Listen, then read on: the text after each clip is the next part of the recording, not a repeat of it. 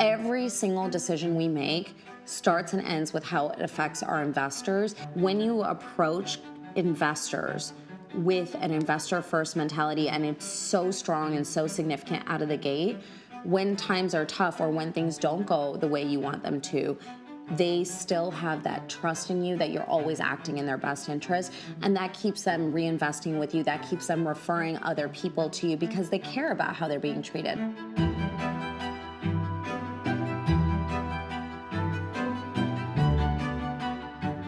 Vive Funds is actually kind of a relatively younger company compared to my entire career, especially in the multifamily space. Vive Funds started back in 2020. I started Vive Funds. Before that, I was at another company that I had started with other partners. But Vive was special to me because that was really my baby. I only have my sister as my one partner there. And I really loved the concept of just being able to control how the company was operated. I didn't have to worry about strategic differences or misalignment with partners because it was just me and my sister. And obviously my sister and I, we definitely have our differences, don't get me wrong. But overall, we were raised in the same way, the same household. We have similar morals and ideas and thoughts. And then where she adds to the company is through diversity of thought, because she's just a different person than I am. She has different skill sets. She's my integrator. She's the introvert for both of us. I'm the visionary, and I'm the extreme extrovert. And so she brings different strengths to the table, but our core mission is very much in alignment. So Vive Funds we rolled out in 2020.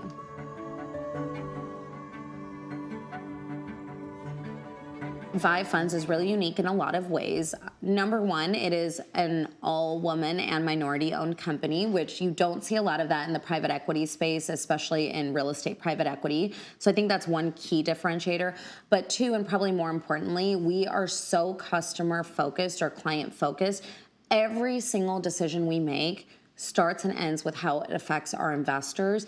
Even decisions that might lower our bottom line personally, we still make those decisions if we feel like they're in the best interest of the investor.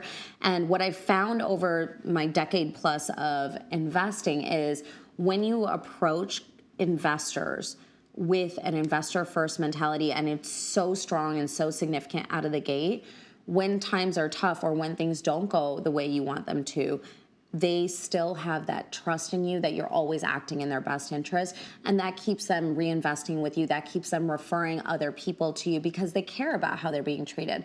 And you can go and invest with like JP Morgan, but Jamie Dimon's not calling you and you're not texting Jamie Dimon on the weekend. My investors will text me or call me if they have something urgent or important, or sometimes they just need to hear me say the thing that we've already emailed to them for reassurance. And so having that kind of access and that kind of white glove treatment, if you will, I think is the thing that has really set us apart from other people in this space.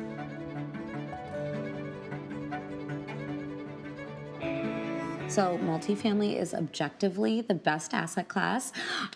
Here's why. So I love multifamily. I started in single family investing because I thought that's how you had to start. Now, what you'll find if you do enough single family transactions is it's not scalable at all. And when you get to scale, that's where you get to real profit. You can really run a business strategy. It's not so fragmented like single family is. I loved the single family side because I love residential real estate. I love the idea of investing into someone's home and creating a safe space that they can raise their families in, they come home to. It's like where they should be peaceful. And I loved that idea and that concept. But I couldn't do it in single family at the scale I wanted to. There was a week where I bought 5 single family homes. I put them all under contract in 1 week. And I sat back and I thought about it and I go, one, I hate this. It was so much work. But two, and more importantly, how could I ever buy 5,000 units or 10,000 units? It would take me forever to do that, even if I found 5 houses a week I wanted to buy. And so that's where I started looking for something else. And that's where multifamily really kind of like the doors to heaven opened, right? It was like, because it still had the residential side. I'm still providing a home for someone.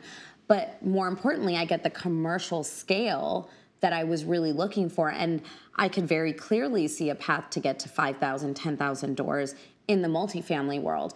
And then also just from a financial perspective, if you look at the Sharpe ratio, and this is a ratio that is used to determine the amount of potential reward of an investment compared to the relative risk.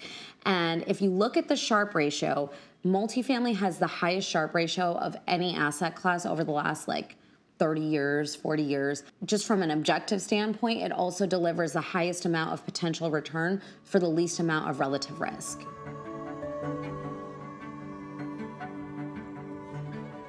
Multifamily is a commercial investment. It is just one slice of the commercial pie. So you could be in residential, you could be in commercial, and then within commercial, you could be in land development, you could be in multifamily, you could be in industrial, office, warehouse, the list goes on and on and on. Multifamily is just one small segment. The reason I think multifamily is the best of the commercial segments, not just because of the Sharpe ratio, but also because you get the benefits of residential, which is that people will always need a place to live, whether there's a pandemic, right? COVID was the perfect example of this, where people stopped going into the office, people stopped staying in hotels, people still had to live somewhere. And in fact, they were utilizing their homes more than they had in pre-COVID times.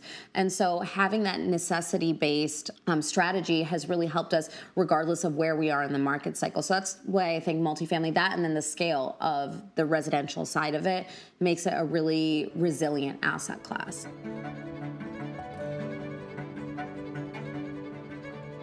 My first multifamily deal was actually in Dallas, Texas, and I just happened to live in Dallas when I started investing in multifamily. It was a happy accident that I ended up doing my first deal in Dallas.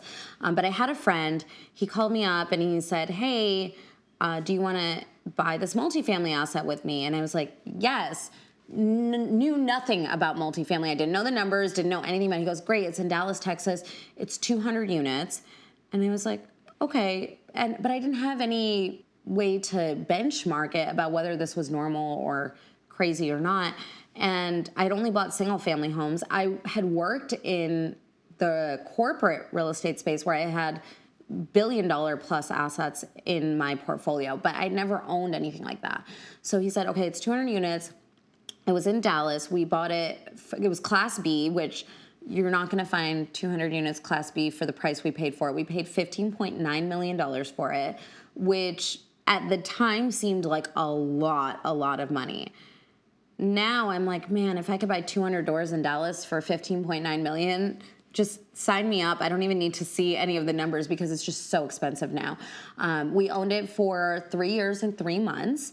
And in month 15, we returned 40% of the principal back to our investors, which obviously they loved that. We added a supplemental, so we were able to pull equity out of the deal and give that back to our investors. And then we sold 3 years and 3 months later for, I think it was $24 million was the ultimate sales price. So we made a really healthy profit, returned a lot of money to our investors. They were really happy and they continued reinvesting with us.